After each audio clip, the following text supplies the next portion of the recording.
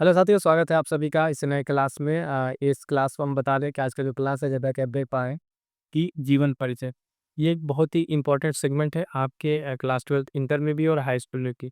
आज हम लोग यहाँ बात करेंगे यूपी बोर्ड जो 2025 होने वाला है, उसमें यहाँ से आप हम जो है आपके लिए इम्पोर्टेंट कुछ जीवनी बताएँगे। कुछ जीवनी बस आपको याद कर लेना है और यहाँ से आपको सीधे-सीधे जो है परीक्षा आपका 10 नंबर पक्के हैं। को पूरे 10 नंबर आपको यहाँ से मिलेंगे। 2 तरीके की जीवनी लिखनी रहती है आपके बोर्ड एग्ज़ाम में। एक तो होता है गद्य खंड से, तो जो गद्य वाला आपका पार्ट है ध्यान दीजिएगा। गद्य खंड से जो आप जीवनी लिखते हैं, उसमें लेखक की जीवनी आती है और एक सेगमेंट है आपका जो है पद्य वाला, ठीक है? तो पद्य वाले में आप जो है कवि की जीवनी लिखते हैं। यहाँ पे सबसे पहले आपको हम बताएँ कुछ ऐसे पॉइंट्स, जैसे कि जो आपकी कॉपी जो है, लिखते टाइम सबसे अलग होगी। क्या होगी? साथियों ध्यान दीजिएगा, सबसे अलग होगी। क्यों? ये देखिए जीवन परिचय लिखने में क्या-क्या जो इम्पोर्टेंट बातें हैं, वो सारी बातें पहले समझ लीजिएगा।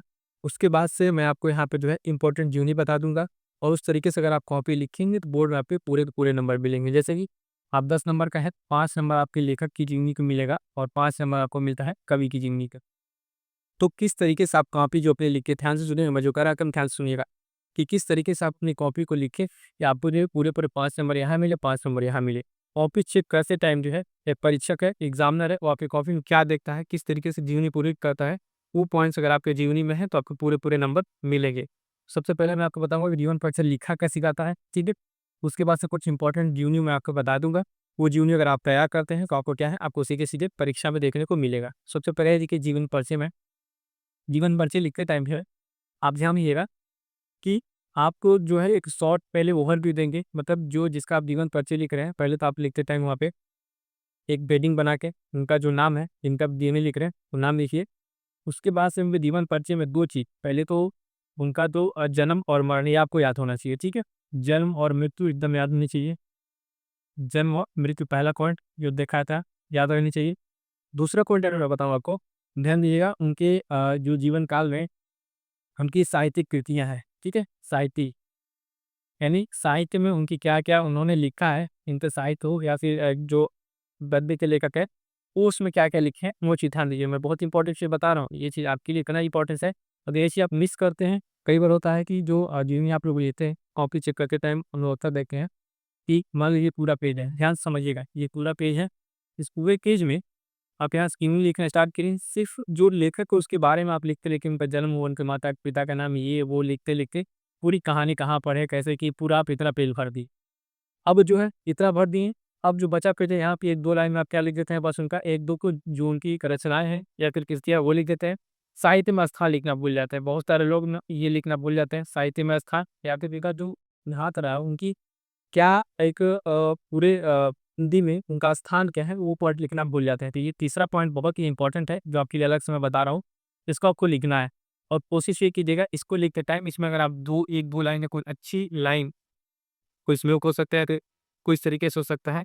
तो वो पॉइंट अगर आप इसमें लिखते हैं, तो आपके विजीवनी का है वज़न और बढ़ जाएगा, ठीक है? उससे आपके नंबर और मिलेंगे।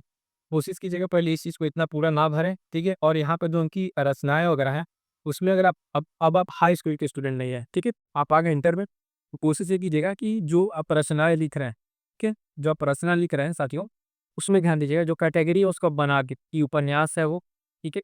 उपन्यास अगर लिख पा रहा है तो उपन्यास लिख दीजिए, कहानी है वो, इन 2 को कैटेगरी कर दीजिए, कहानी है इस कहानी लिख दीजिए, ठीक है? नाटक है तो नाटक लिख दीजिए। ये सारे का कैटेगरी आप पॉइंट जैसे बना देते हैं, तो कॉपी चेक करते समय सीधा में इस पे नज़र गई तो आपको पूरे से पूरे नंबर मिल जाते हैं, ठीक है? ये इससे अलग बात है जो आपकी कॉपी को क्या बनाएगा, अलग बनाएगा, अलग लुक बनाएगा। ये सब मैं आपको बता दिया कि जीवनी में कैसे लिखना है, जननत्व लिखना है, कैसे साहित्य साहित्य वाला स्थान लिखना है और ये सब इसमें है। उसके बाद से अब मैं बता रहा हूँ कि गद्य में जो है आप ध्यान दीजिए, गद्य में जो इम्पोर्टेंट जीवनी है, ठीक है? जीव को आप करके लेखक की जो जीवनी है यहाँ से 5 नंबर मिल जाएगा। सिर्फ 3 जीवनी बता रहा हूँ, बहुत ही इंपॉर्टेंट है, नोट डाउन कर लीजिएगा। आपके पेपर में देखने के पहला है वासुदेव सरड़ अग्रवाल का, ठीक है? वासुदेव सरड़ अग्रवाल का है। दूसरा क्या दीजिएगा आचार्य हरिहर प्रसाद द्विवेदी और तीसरा जी सुंदर रेड्डी। सिर्फ 3 जीवनी तैयार कीजिए, सिर्फ 3 जीवनी कह रहा हूँ, इतना तैयार कीजिए। 3 नहीं हो पा रहा है, ऊपर के ये 2 तैयार कर लीजिए, ठीक है? ऊपर के 2 तैयार कर लीजिए। एटलीस्ट अगर ये 2 आप तैयार कर लेते हैं, तो यहाँ से आपको पूरे-पूरे 5 नंबर तो मिल जाएँगे। अगली क्लास के लिए मैं बता दूँ, कमेंट कर दीजिएगा कि उसपे जो जीवनी है ना पूरे फॉर्मेट में आपको लिख के बताऊँगा जीवनी, एक-एक जीवनी लेके आपको समझाऊँगा। जैसे कॉपी में लिखी जाती है, जो बोर्ड की कॉपी होती है, उस तरीके से लिख के मैं आपको बताऊँगा। समझ सकते हैं? अगर आप ये क्लास देख लें आप कमेंट ज़रूर कीजिएगा कि हाँ, इसकी यूनिट को अच्छे से बता दिया जाए। एक शॉर्ट वे में जो आपको सीधे-सीधे कॉपी में लिखना है, आपको कुछ नहीं करना है, पीडीएफ दे देंगे, शॉर्ट नोट्स दे देंगे, उसको आपको क्या करना है, सीधे-सीधे कॉपी में लिख लेना है। बात करेंगे कवि में, तो देखिएगा आपके पूरे चैप्टर में यहाँ पे 7 है, ठीक है? 7 यहाँ है, ठीक है? इसमें पहला हृदय सिंह उपाध्याय हरिऔध। मैं ऑप्शन 4 दे रहा हूँ, बट पढ़ना तो मैं बता, जैसे हम 2 आपको कन्फर्म कर दिए, 2 ही पढ़ना है, तो ऐसे 2 पढ़ना है, ठीक है? बाकी एक अपने बैकअप के लिए किसको रखना है, इसे रख लें कि ये 2 आपके लिए इंपॉर्टेंट रहेगा। अयोध्या सिंह उपाध्याय हरिऔध, मैथिली स्वरबुक, ये शंकर प्रसाद, महादेव वर्मा। ये सर यहाँ पे आपने 4 नहीं दिया, तो 4 हमने आपको दिया है। कई में हो सकता है कि आप इन दोनों में कंफर्टेबल हो, इसको 2 याद करने में, कई लोग 2 को याद करने में कंफर्टेबल हो। एक नहीं 4 में आपको क्या करना है, एटलीस्ट 3 जो है आप तैयार कर लेना। सिर्फ अगर इतनी जीवनी को तैयार करते हैं और इसमें कि उस वही जीवनी में आपको लिख के टाइम सारी बातों को क्या करना, अच्छे से ध्यान रखना है। फिर से मैं कह रहा हूँ, बहुत आसान है हिंदी में नंबर लाना, ठीक है? बहुत आसान है, एकदम आसान। जितना आप फिजिक्स, केमिस्ट्री और गणित और बायोलॉजी के लिए आप मेहनत करते हैं, उससे कहीं कम मेहनत में आप हिंदी में अच्छे से अच्छे नंबर पा सकते हो और यही नंबर जो आपको टॉपर बनाएगा। तो इस चीज़ को ध्यान रखिएगा सर, ठीक है? इसमें आपको लिख लेना ये 2 3, ठीक है? 2 पेयरिंग इधर, 2 पेयरिंग इधर है। तो ये साथ ही हमने आपको बता दिया, यहाँ से आपको सीधे-सीधे कितने मिलेंगे, 10 नंबर के प्रश्न मिलेंगे। बहुत ही इंपॉर्टेंट रहेगा, कोई जुड़ना ना भूलिएगा। ध्यान दीजिएगा, गुरुकुल बोर्ड एग्ज़ाम्स टेलीग्राम से जुड़िएगा। बोर्ड के एग्ज़ाम आते-आते आपको मैं वहाँ से शॉर्ट नोट्स दे दूँगा। शॉर्ट नोट्स के साथ-साथ जो की पॉइंट्स है, सारा का सारा आंसर राइटिंग प्रैक्टिस करा दूँगा। वो सारी चीज़ें हो जाएँगी। जुड़िएगा फटाफट से और अपने साथी के साथ इसको शेयर करिएगा, ठीक है? मिलेंगे एक नेक्स्ट वीडियो में, उससे पहले बता दूँ, वीडियो को लाइक और बाकी जो आपको जानते हैं अपने दोस्तों तक शेयर कर दीजिए, ठीक है? और जो आपके डाउट्स है उसको कमेंट कर दीजिएगा, अगली वीडियोज़ पे बना दी जाएगी। मिलेंगे किसी नेक्स्ट वीडियो में, तब तक के लिए थैंक यू सो मच।